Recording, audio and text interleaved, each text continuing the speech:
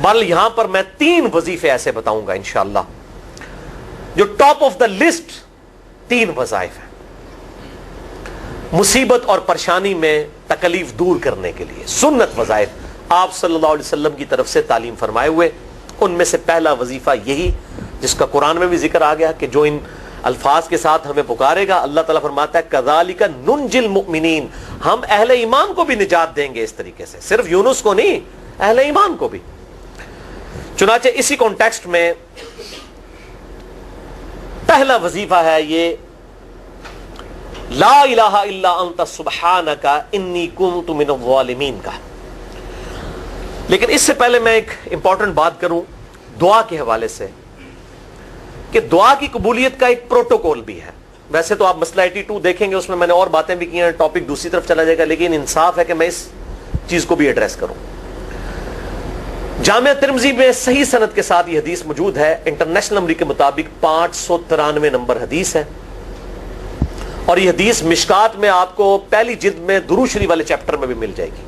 اور مشکات کو میں نے ڈکلیئر کیا ہے مشکات از دا انسائکلوپیڈیا آف حدیث، یعنی آپ کو جتنی حدیثیں سکیٹرڈ فارم میں ملیں گی کتب ستہ اور اس سے بھی باہر 13 کتابوں میں، مشکات میں آپ کو مل جائیں گی۔ میں نے اسی لیے مشکات پہ پورا لیکچر ریکارڈ کروا دیا ہے، مسئلہ نمبر 111B کے عنوان سے مشکات المصابیح کا مکمل تعارف، وہ ضرور دیکھیں۔ یعنی مشکات 3 جلدوں میں آپ لے لیں تو انسائکلوپیڈیا آف حدیث آپ کے پاس آ گیا۔ 6294 احادیث ہیں، اور اس میں چونکہ احادیث کی تکرار نہیں ہے تو کتب ستہ اس کے علاوہ بھی 12-13 کتابیں جو ہیں اس میں کور ہیں، اس میں بھی یہ حدیث موجود ہے۔ جامعہ ترمذی میں انٹرنیشنل نمبر کے مطابق 593 نمبر۔ سیدنا عبداللہ ابن مسعود رضی اللہ تعالیٰ عنہ کہتے ہیں کہ ایک دفعہ میں آپ صلی اللہ علیہ وسلم کی موجودگی میں نماز پڑھ رہا تھا، اور سیدنا ابو بکر اور عمر رضی اللہ تعالی عنہما وعلیہم السلام وہ بھی وہاں پہ موجود تھے۔ میں نماز کے جب یعنی کہ تشہد میں بیٹھا، میں نے اللہ کی حمد کی، التحیات للہ والصلوات والطیبات، اس کے بعد درود پڑھا، اور اس کے بعد میں نے دعا مانگنا شروع کی تو آپ صلی اللہ علیہ وسلم نے ارشاد فرمایا سل تعطا سل تعطا، مانگ تجھے دیا جائے گا، مانگ تجھے دیا جائے گا۔ یعنی جو درود شریف اور ذکر کے ذریعے متوجہ ہوتا ہے اللہ تعالیٰ اس کی دعا قبول کرتا ہے۔ اور پھر ابن مسعود ادھر ہی روایت کرتے ہیں، ساتھ ہی جامعہ ترمذی میں دوسری حدیث ہے صحیح سند کے ساتھ کہ ایک شخص آیا، اس نے جو ہے وہ نماز کے دوران حمد و درود کے بغیر ڈائریکٹ اللہ سے مانگنا شروع کر دیا۔ تو جب وہ فارغ ہوا آپ صلی اللہ علیہ وسلم نے اسے بلا کر کہا کہ سائل تو نے مانگنے میں جلدی کی، تجھے چاہیے کہ جب دعا مانگنے لگے پہلے اللہ کی حمد بیان کر، پھر مجھ پر درود پڑھ، اور پھر اللہ کی طرف متوجہ ہو۔ اور اس حدیث میں آتا ہے کہ ایک اور شخص آیا، یعنی ابن مسعود وہ خود تھے، اور اس نے اللہ کی حمد اور درود کے ذریعے دعا مانگی تو آپ صلی اللہ علیہ وسلم فرمایا سل تعطا، مانگ تجھے دیا جائے گا، مانگ تجھے دیا جائے گا۔ درود شریف پہ میں الگ سے بھی لیکچر دے چکا ہوں، مسئلہ نمبر 56 کے عنوان سے 2 گھنٹے کی گفتگو ہے۔ درود شریف کے صحیح فضائل اور صحیح احکام و مسائل بڑی ڈیٹیل کے ساتھ ہر اینگل سے درود شریف کے حوالے سے آپ کو وہ سمجھ لیں کہ انسائکلوپیڈیا ہے وہ لیکچر، مسئلہ نمبر 56 اہل سنت پاک.com پہ۔ تو دعا کے لیے حمد اور درود شریف ضروری، اس لیے دیکھیں نماز کی انٹلیکچوئل ترتیب ہے، آپ پہلے دعا کرتے ہیں التحیات للہ والصلوات والطیبات، اللہ کی حمد کرتے ہیں، پھر نبی صلی اللہ علیہ وسلم پر سلام عرض کرتے ہیں السلام علیکہ ایھا النبی، اس کے بعد آپ درود پڑھتے ہیں، اور اینڈ پہ آپ دعا مانگتے ہیں اللہم انی اعوذ بک من عذاب جہنم ومن عذاب القبر ومن فتنة المحیا والممات ومن شر فتنة المسیح الدجال، یا اللہم ربنا آتنا فی الدنیا حسنة وفی الآخرة حسنة وقنا عذاب النار، یا رب اجعلنی مقیم الصلاة ومن ذریتی ربنا وتقبل دعائی ربنا اغفر لی ولوالدی وللمؤمنین یوم یقوم الحساب۔ کوئی بھی دعائیں مانگیں، یہ بھی مانگیں جو میں وظائف بتا رہا ہوں، کیونکہ بخاری اور مسلم کی متفق علیہ حدیث ہے۔ مشکات میں آپ کو تشہد والے چیپٹر میں حدیث مل جائے گی کہ نماز میں تشہد میں درود کے بعد جو چاہو اپنے رب سے مانگو، یعنی عربی میں مانگنا ہوگا، دعائیں مانگے، دعائیں معصورہ کتاب و سنت میں جتنی ہیں وہ مانگے، اس کے علاوہ بھی مانگ سکتے ہیں اگر الفاظ درست ہوں لیکن عربی زبان میں۔ تو یہ پہلا وظیفہ جامعہ ترمذی میں انٹرنیشنل نمبر کے مطابق 3505، مشکات میں 2292 نمبر یہ حدیث ہے، اور قرآن حکیم میں تو ہم پڑھ چکے ہیں سورۃ الانبیاء آیت نمبر 87 اور 88 میں آپ صلی اللہ علیہ وسلم نے ارشاد فرمایا کہ یونس علیہ السلام نے مچھلی کے پیٹ میں اپنے رب کو ان الفاظ کے ساتھ پکارا تھا لا الہ الا انت سبحانک انی کنت من الظالمین، اور پھر آپ صلی اللہ علیہ وسلم نے فرمایا کہ جو کوئی شخص اپنے کسی بھی معاملے میں کسی بھی پریشانی میں اس دعا کے ذریعے اللہ کی طرف متوجہ ہو, اللہ تعالیٰ اس کی دعا کو قبول فرما لیتا ہے. اور قرآن میں بھی آ گیا نا کذالک ننجی المؤمنین. اور کتنا بڑا فتویٰ آیا میرے بھائیوں, سورہ الصافات 143 144, فلولا انہ کان من المسبحین, اگر یونس ہمیں ان الفاظ میں ہماری تسبیح نہ کرتا, للبث فی بطنہ الی یوم یبعثون, تو مچھلی کے پیٹ میں قیامت تک مچھلی کے پیٹ میں رہتا اگر اس طرح نہ ہمیں پکارتا, اس کی قبر مچھلی کا پیٹ بن جاتی. یعنی یہ اتنا عطاب, اور وہ دور ہو گیا اس دعا سے, بہت بڑے اسماء اعظم میں سے ہے. تو یہ بہترین دعا, بہترین وظیفہ, اسماء اعظم میں سے بہترین چیز, اور سب سے بڑھ کر جو میں نے بات کی کہ بہترین استغفار, اللہ سے توبہ مانگنے کا بہترین ذریعہ. اور کس طریقے سے, اے اللہ تو تو پاک ہے نا, تجھ سے تو غلطی نہیں ہوگی, میں بندہ ہوں, غلطی کروں گا, تو اللہ نے تو معاف کرنا ہے نا, کیونکہ جب بندے نے اپنی عاجزی کا اظہار کر لیا ہے اور اللہ تعالیٰ کو بتایا اللہ یہ تیری کوالٹی ہے, تو غلطی نہیں کرتا, تو میں تو انسان ہوں, غلطی کروں. تو یہ ہے پہلا وظیفہ. دوسرا وظیفہ وہ بھی جامعہ ترمذی میں انٹرنیشنل نمبر کے مطابق 3524 نمبر حدیث ہے, لیکن ترمذی کا طریق جو ہے وہ ضعیف ہے. یہ میں پہلے بتا دوں, امام ترمذی نے ساتھ لکھا ہے یہ روایت کمزور ہے, لیکن ضروری نہیں ہوتی کہ روایت اگر ترمذی میں کمزور ہے تو کہیں اور وہ روایت صحیح نہیں موجود ہے. اس کی صحیح سند المستدرک للحاکم میں انٹرنیشنل نمبر کے مطابق 1862 نمبر موجود ہے, اور سنن نسائی الکبریٰ میں 10492 نمبر ہے, اور مشکات میں بھی 2454 نمبر حدیث ہے انٹرنیشنل نمبر کے مطابق.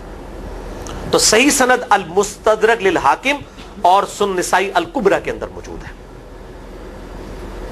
اور وہ وظیفہ ہے انس ابن مالک کہتے ہیں اور سعد ابن ابی وقاص کہتے ہیں رضی اللہ تعالی عنہما وعلیہم السلام, کہ آپ صلی اللہ علیہ وسلم کو جب کبھی کوئی تکلیف یا پریشانی پہنچتی تو آپ صلی اللہ علیہ وآلہ وسلم ہمیشہ ان الفاظ میں اپنے رب کو پکارا کرتے ہیں, یا حی یا قیوم برحمتک استغیث, اے خود سے زندہ ہر چیز کو تھامنے والے, میں تیری رحمت کے ساتھ تیری مدد کا سوال کرتا ہوں. استغیث بولیں گے نا الف کے ساتھ, حمزہ کے ساتھ, تو یہ سنگولر کا صیغہ ہوگا, اور اگر ہم بولیں گے نستغیث نون کے ساتھ تو یہ جمع کا صیغہ بن جائے گا. یہ میں اس لیے بتا رہا ہوں, لوگ پوچھ رہے ہوتے ہیں جی بعض جگہ لکھا ہوتا ہے جناب نستغیث, بعض جگہ لکھا ہوتا ہے استغیث, کیا کریے, وہ نستغیث جمع کا صیغہ بنا لیا جاتا ہے. جیسے دعا ہے سنن ابی داؤد میں اللہم اجرنی من النار, لیکن اگر جمع کا صیغہ بنائیں گے تو اللہم اجرنا من النار ہو جائے گا. اس طریقے سے دعائے قنوت کے الفاظ ہیں اللہم اہدنی فی من ہدیت, تو جمع کا صیغہ ہوگا اللہم اہدنا فی من ہدیت. یہاں پر بھی ہے یا حی یا قیوم برحمتک استغیث سنگولر کا صیغہ, اور نستغیث پلورل کا صیغہ, جمع کا صیغہ. کتنی بہترین دعا ہے, اے خود سے زندہ ہر چیز کو تھامنے والے, میں تیری رحمت کے ساتھ تیری مدد کا سوال کرتا ہوں. تو یہ بھی اسماء اعظم میں سے ہے. سنن نسائی الکبریٰ کے اندر صحیح سند کے ساتھ 10492 اور المستدرک للحاکم میں 1862 نمبر. اب یہاں پہ میں ایک ضمناً بات بتا دوں سنن نسائی الکبریٰ کے بارے میں, چونکہ اکثر لوگ پوچھتے ہیں. میرے بھائیوں, ایک سنن نسائی وہ ہے جو کتب ستہ میں ہم پڑھتے ہیں, اس میں یہ کتاب لکھی ہے امام احمد بن شعیب نسائی رحمہ اللہ تعالی المتوفی 303 ہجری.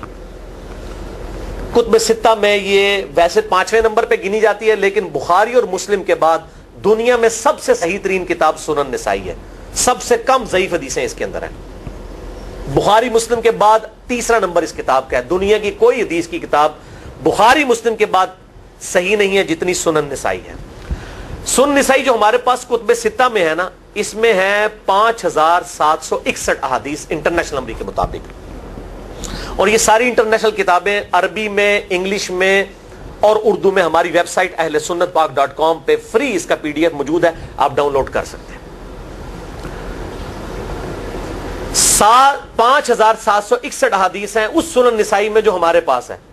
اسے ویسے ٹیکنیکل لینگویج میں کہا جاتا ہے سنن نسائی الصغریٰ, چھوٹی سنن نسائی, کیونکہ امام نسائی نے یہ کتاب نہیں لکھی تھی. امام نسائی نے کتاب لکھی تھی سنن نسائی الکبریٰ, بڑی سنن نسائی، اور اس میں حدیث ہیں انٹرنیشنل نمبر کے مطابق 11,770، بخاری مسلم سے بھی زیادہ حدیث ہیں اس میں. لیکن یہ امام نسائی کے ایک شاگرد تھے امام ابن السنی، انہوں نے اس کو مختصر کر کے نا چھوٹی کتاب بنا دیا، اور اب پبلک میں یہی چھوٹی کتاب مشہور ہے. اس کی وجہ سے جب ہم سنن نسائی الکبریٰ کا آپ مشکات میں دیکھیں گے نا تو وہ فرق نہیں کرتے ہیں. جب وہ سنن نسائی کا حوالہ دیتے ہیں نا تو آپ کو نسائی میں وہ ملے گا بھی نہیں، وہ الکبریٰ میں ہوتا ہے، کیونکہ وہ اس تفریق کو مانتے نہیں، وہ تو سنن نسائی الکبریٰ کو سنن نسائی مانتے ہیں. جبکہ ہماری پبلک جو ہے وہ سنن نسائی، وہ میں اب حوالہ دے رہا ہوتا ہوں کہ جی سنن نسائی الکبریٰ میں 9,928 نمبر حدیث ہے کہ جو آیت الکرسی پڑھ لے فوراً بعد کسی بھی نماز کے فرض کے فوراً بعد تو مرتے ہی جنت میں داخل ہوگا. تو لوگ کہتے ہیں جناب نسائی تے حدیث ہیں جناب 5,761 نے، تسی 9,928 کی تمہیں دس دیو. تو میں ساتھ حالانکہ بول رہا ہوتا ہوں سنن نسائی الکبریٰ، میں نے کبھی اس کے بغیر نہیں بولا. تو الکبریٰ سے آپ کا دماغ تو کام کرنا چاہیے، الکبریٰ کیوں بول رہا ہے ساتھ؟ کوئی یہ صغریٰ بھی ہے جس کی یہ الکبریٰ ہے بڑی، اور ہمارے گرین کارڈ میں یہ وظیفہ لکھا ہوا ہے الکبریٰ کے ساتھ. اسی طریقے سے جو میرا وہ واقعہ کربلا کے اوپر 150 اسناد پر مشتمل پمفلٹ ہے، ریسرچ پیپر نمبر 5B واقعہ کربلا کا حقیقی پس منظر 72 صحیح الاسناد احادیث کی روشنی میں. 72 کا تو ٹائٹل ہے شہدائے کربلا کی نسبت سے، احادیث اس میں 150 ہیں. اس میں اکثر حدیثوں کے حوالے میں نے سنن نسائی الکبریٰ سے دیے ہوئے ہیں. وہ لوگ کہتے ہیں مل ہی نہیں رہی ہے، تو میرے بھائی وہ سنن نسائی الکبریٰ آپ کے پاس ہوگی تو آپ کو ملے گا نا. تو سنن نسائی الکبریٰ الگ سے وہ اصل کتاب ہے، اس میں سے سنن نسائی الصغریٰ بنائی گئی ہے. اسی سنن نسائی الکبریٰ کا چیپٹر ہے خصائص علی، جس میں 194 حدیث ہیں سیدنا مولا علی رضی اللہ تعالیٰ عنہ علیہ السلام کی شان میں. امام نسائی نے ناسبیوں کے خلاف وہ کتاب کا وہ چیپٹر لکھا، وہ خصائص علی چیپٹر ہے سنن نسائی الکبریٰ کا. اس طریقے سے فضائل صحابہ بھی امام نسائی کی جو کتاب ہے وہ بھی اسی کتاب کا چیپٹر ہے. اسی طریقے سے عمل الیوم واللیلہ، صبح و شام کے جو اذکار ہیں وہ چیپٹر بھی اسی سنن نسائی الکبریٰ میں سے ہے. اسی میں یہ وظیفہ ہے کہ جو آیت الکرسی فرض نماز کے فوراً بعد پڑھتا ہے تو مرتے ہی جنت میں داخل ہوگا. میں نے اس کتاب کے اس چیپٹر کا حوالہ نہیں دیا، وہ الگ سے بھی چیپٹر چھپا ہوا ہے، جس طرح خصائص علی الگ سے ہے، فضائل صحابہ الگ سے ہے. خصائص علی تو ہمیں ہماری ویب سائٹ پہ بھی موجود ہے اہل سنت پاک.com پہ. فضائل صحابہ بھی اردو ترجمے اور تحکیم کے ساتھ چھپ چکی ہے. اور یہ عمل الیوم واللیلہ، دن رات کے جو اذکار ہیں، یہ بھی الگ سے عربی میں چھپی ہوئی ہے. تو میں اس کا حوالہ نہیں دیتا، میں سنن نسائی الکبریٰ کا کہتا ہوں 9,928 آیت الکرسی کا وظیفہ. تو یہ سنن نسائی الکبریٰ کا میں نے حوالہ دیا ہے، یا حی یا قیوم برحمتک استغیث 10,492 صحیح طریق ہے. بعض اوقات کسی ایک کتاب میں ضعیف، ترمذی کا اس کا طریق جو ہے وہ ضعیف ہے. سنن نسائی الکبریٰ اور المستدرک للحاکم کا طریق جو ہے وہ بالکل صحیح ہے.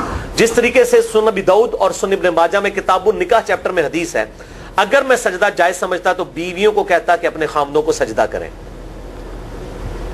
اس حق کے سبب جو اللہ نے ان کو دیا ہے. تو ابو داؤد اور ابن ماجہ کی روایت ضعیف ہے، اس میں شریک القاضی مدلس ہیں اور ان سے روایت کر رہے ہیں، اور مدلس کی ان والی روایت سما کی تصریح کے بغیر ضعیف ہوتی ہے. لیکن ہم اس حدیث کو صحیح کہتے ہیں کیونکہ اس سما کی تصریح سنن البہیقی کے اندر موجود ہے الکبریٰ میں. تو ہم پھر اس کی بنیاد پہ کہتے ہیں چونکہ وہاں پر صحیح، لہذا اس کو ہم کہتے ہیں شواہد کی بنیاد پہ صحیح. یہ میں آپ کو ٹیکنیکل چیزیں بتا رہا ہوں، یہ وہ چیزیں جو آپ کے کئی وہ جو بڑے بڑے علماء پڑھ کے فارغ ہوتے ہیں ان کو بھی یہ باتیں نہیں پتہ ہوتی ہیں. وہ کہتے ہیں جناب آپ کی تو پڑھے ہو، اور میں کہنا پائی میرے آئنسٹائن تے نیوٹن کو کسی مدرسے تو پڑھنے کی ضرورت نہیں ہوتی. نیوٹن 8ویں کلاس ہی نسیا ہوا ہے، آج نیوٹن ہوتے PhD ہوتی فزکس تھی. مجھے غامدی صاحب کا جملہ یاد آیا، ان سے کسی نے پوچھا کہ یہ جو روایتی علماء ہیں اور مولانا مودودی آپ ان کو کیسے دیکھتے ہیں؟ ان کا روایتی علماء جو ہیں یہ تو مدرسوں کے اسٹوڈنٹس اور فاروق تحصیل ڈگری ہولڈر ہیں، اور مودودی صاحب جو ہیں ان کی مثال تو آئنسٹائن اور نیوٹن والی ہے، ان کے اوپر PhDs ہوتی ہیں. یہ گاڈ گفٹڈ صلاحیتیں ہوتی ہیں. ان مدرسوں کی آؤٹ پٹ مودودی صاحب اور ڈاکٹر اسرار، ڈاکٹر ذاکر نائک اور احمد دیدار صاحب تو نہیں ہو سکتے. یہ گاڈ گفٹڈ صلاحیتیں ہوتی ہیں. تو میں اس لیے ساتھ ساتھ کلیئر کر رہا ہوں تاکہ یہ جو ایمبیگوٹیز آتی ہیں اس حوالے سے وہ کلیئر ہو جائے. بہرحال یہ دوسرا وظیفہ ہو گیا. اب تیسرا وظیفہ جو ہے کمال وظیفہ، صحیح بخاری میں موجود ہے، انٹرنیشنل نمبر کے مطابق 4,563 نمبر.